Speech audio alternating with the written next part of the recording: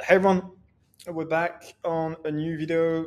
Today we're sitting at 209 on change, up from 201 from yesterday. Um, oh no, actually no, sorry, we were at 208, so just nominal. I mean, no change really. Um, Yesterday, we were long BTC, short hype,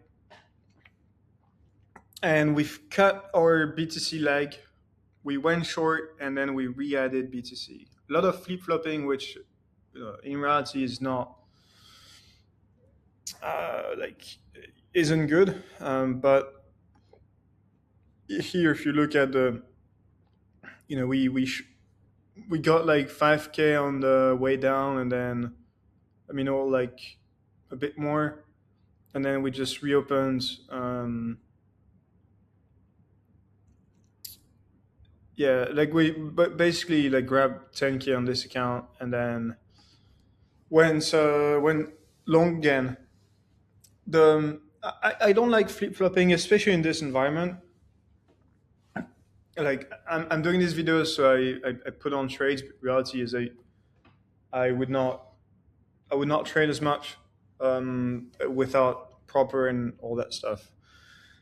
The the reason the reason is the reason of the flip flopping is you constantly have to, especially in this market. I'm saying like in a bull run, fuck it, you just go long and you then asset selection is what matters, like picking the right assets. But in this market, you have to be super agile. And here, for example, we cut the right long, like the right side on the impulse. I think our long was on here, and we had the right thesis of the spot CVD squeezing out the shorts. And then essentially what happened is you had a big OI spike yesterday, and a lot of people chasing here on this candle, and spot was actually dropping. Not sure we'll show this, but spot was just not supporting and was bailing out. And what I was interested in is coming in if you have a quite a big drop in open interest, and then potentially hedge up the like default positioning, which is short, with a BTC long. Um, and that's exactly what happened there. So the reason for taking the short, and we're currently at a loss on this short in transparency. Well, the loss is pretty small, but we are at a loss on this long. Um, the reason why longing here first is it's about invalidation more than okay, I'm like super bullish on the market.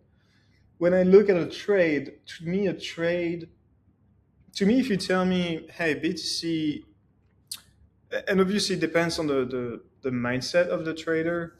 But like for example, if you tell me here, like hold like BTC is an easy long for the next 2 or 3 months, I would say that's a bad trade. And I would not long this. But if you tell me then BTC is a good trade for like is a good buy here for the next 2 years, it makes sense. So to me, it's all about what's the upside potential vs the invalidation that you can have. And I tend to, especially in this market, to look at the it might not make sense to some of you, but I look at the market with on like where you have some inflection points. And here typically it's a good point in the market where you have a good inflection point. Um, Multiple different ways to look at it. One is this channel that we have. I don't do TA, but that will honestly that helps in assessing your invalidation. So you can see that my entry is exactly at the top of the channel, and I have absolutely no business being in this long if we start to lose that channel. I don't believe in TA so much, but TA is really good at helping you in putting where your invalidation should be. The other reason for going long or like putting back the long exposure is we had ton of bad news yesterday. We had some of bad news yesterday, but the price did not move so much. On both the S&P, even oil did not move so much. And I think everyone's just aware of this news, which is the sorry, I'm just trying to see if I'm actually recording now. Okay, yeah, no, I think I am. Yeah, no, sorry. Yeah, all right, cool. Just got freaked out for a sec. But we had some of bad news, which is the essentially the ceasefire not holding, and I would have expected the market to correct a lot more. Um, and for example, we had the VIX go down tremendously, S&P just not nudging, and then oil also dropped, but then hasn't rallied since. So to me, it's like the news we had yesterday was just net bearish, and I don't want to be holding stuff when it's bearish. But if it's bearish and then the price isn't moving, then that tells me, okay, maybe there is passive flows here that support the price, and we have some. So for example, STRC, um, dividend. Yeah, we'll look at. I wonder what's the exact date.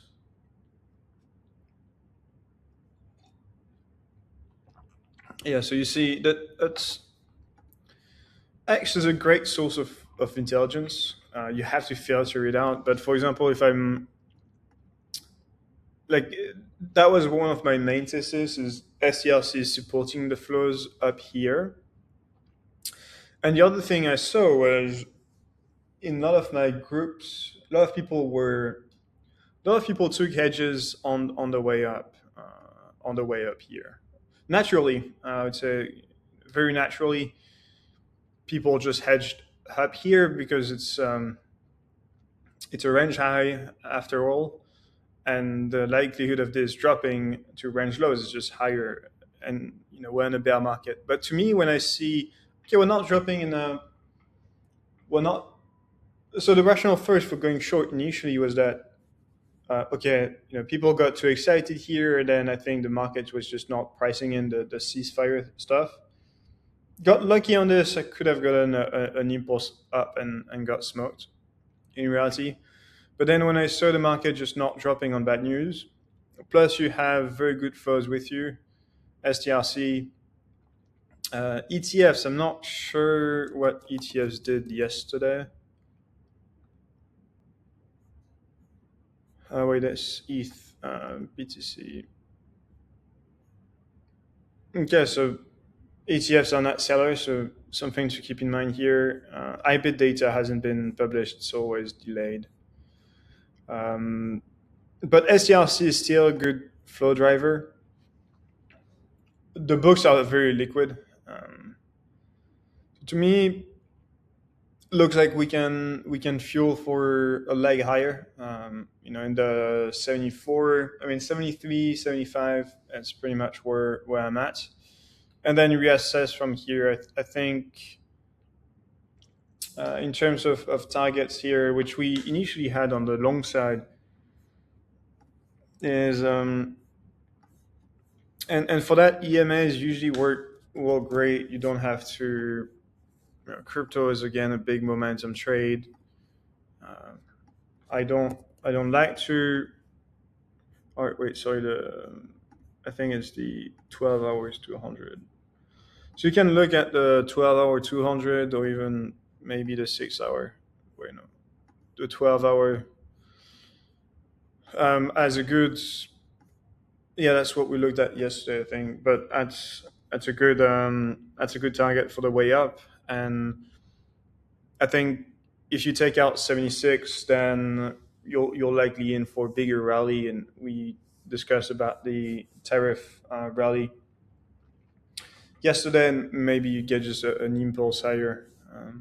I would say though that the my base case is that we're in a bear market. I would not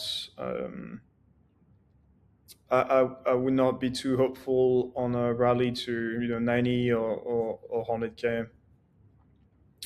But I don't know. You have to be, as I said yesterday, and you see here the ability to flip positioning really quickly. But I would not be too hopeful on a crazy rally. I would say 80 is a good one. But 80 might be a good buy as well, depending on the positioning. If everyone is just shorting 80, then you have legs for maybe 90s even.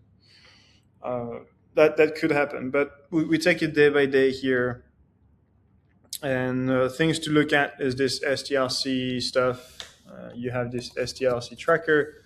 Really good flows. If you buy in a billion in or even like hundreds of millions. For example, yesterday's volume was 145, which was very supportive flows. Then it's just very good. The In terms of timing now, I'm not super comfortable because we're on a Thursday, and we're heading into weekends. And as you guys know, I don't like to long on weekends, and we're not long, like we're not like we're hedged.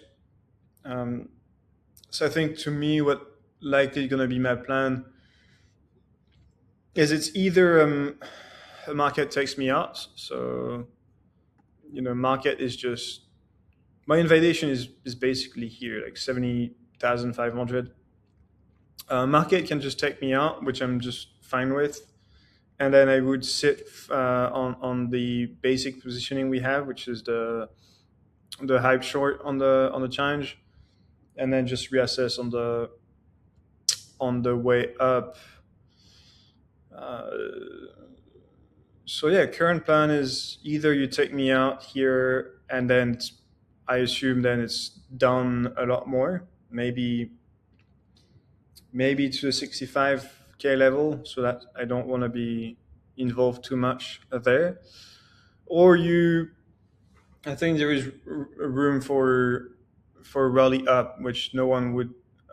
I don't think much people would expect a rally up, even though max pain is always down. A max pain is unlike what people tell you. Max pain is never up. It's always down.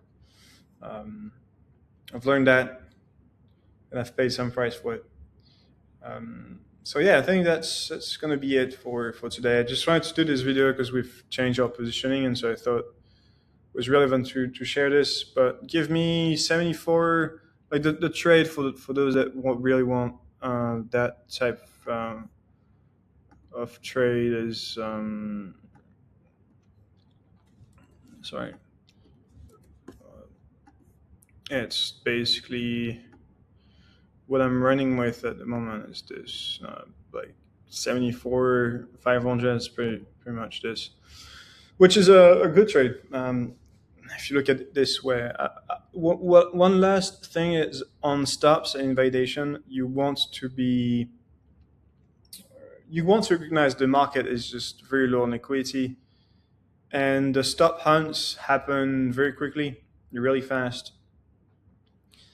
And for example, if you were short from, so if you're not on the Telegram, I invite you to go there. But I had said, I think we had taken a short, essentially a short from here, and then we cut there, but invalidation was 72,500. It ran over the invalidation, but the way you should, and that's not necessarily an advice, but I think the way you might want to reconsider invalidation in the current market is if you have some hourly close at least to really invalidate the level. Otherwise, it's just a liquidity hunt. So, like a lot of people got taken out here when the reality is that was just a wick and that was just not invalidated, and that's just by nature of how the market moves and the market being on very thin liquidity at the moment. I don't believe in manipulation or whatever, but you do have you do have market makers that hunt the points where you have the most amount of liquidity, and that's just crypto is a very small asset, and that is still happening. So yeah, that's it for today, guys. Thanks a lot for tuning in. Love the support, and then I see you in the days to come.